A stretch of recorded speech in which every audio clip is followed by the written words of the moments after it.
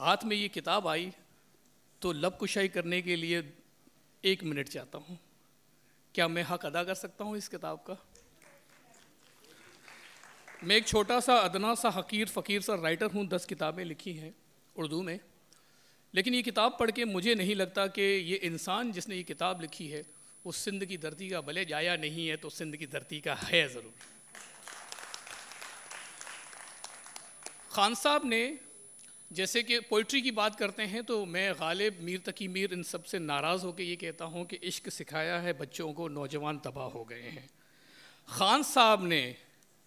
खान साहब की इस किताब को मैं थोड़ा सा नज़र सानी पढ़ी, मतलब ज़्यादा मैंने पढ़ी नहीं है, हाथ में किताब की किताब तो इतना प्यार करता हूँ कि इस साल पूरी 58 किताबें पढ़ डाली है मैंने।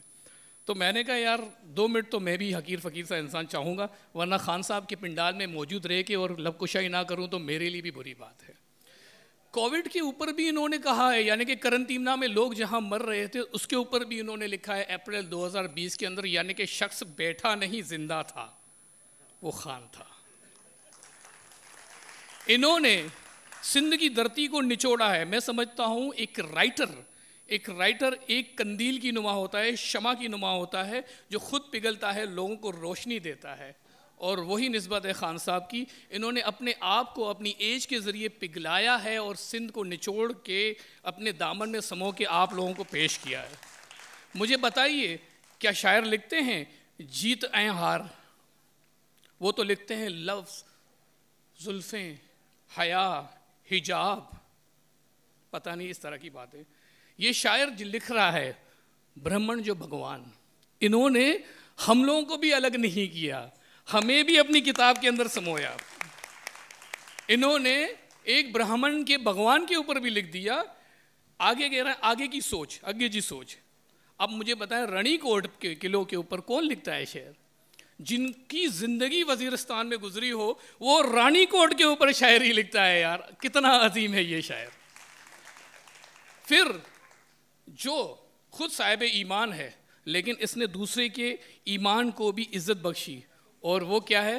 उन्होंने कहा मिठा बुद्ध, यानी कि गौतम बुद्ध को भी इन्होंने अपनी किताब का एक जुज़ बना दिया है, यानी कि धमाल को भी नहीं छोड़ा, जो कि एक वाकई में एक अंसर है सिंध की धरती पे। अगर हम सेवण जाएं और धमाल ना कहें तो मज़ा ही क्या, फिर हक नहीं होता।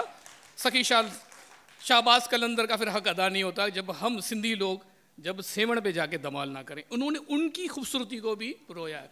मैं ज़्यादा वक्त नहीं लूँगा, मैं सिर्फ इतना समझता हूँ कि खान साहब का नाम हटा के यहाँ सादिकुल्ला खान की जगह सादिकुल्ला साईं रख देना चाहिए, क्योंकि इतनी अच्छे तरीके से कोई खान सिंध को एक्सप्लेन नहीं कर सकता। सल्यूट है सर आपको, बहुत बहुत शुक्रिया। जीते रहें, हम जैसे लोगों की नज़र और उम्र आप पे रहेगी, और हमारी दुआ है रब ताला से कि हमारी उम्रें लग जाए और आपकी किताबें बढ़ती रहें। ये 12 हैं तो क्या हुआ, इंशाअल्लाह अगले साल जब यहाँ खड़े हों तो ये 24 हो जाएं। Thank you very much.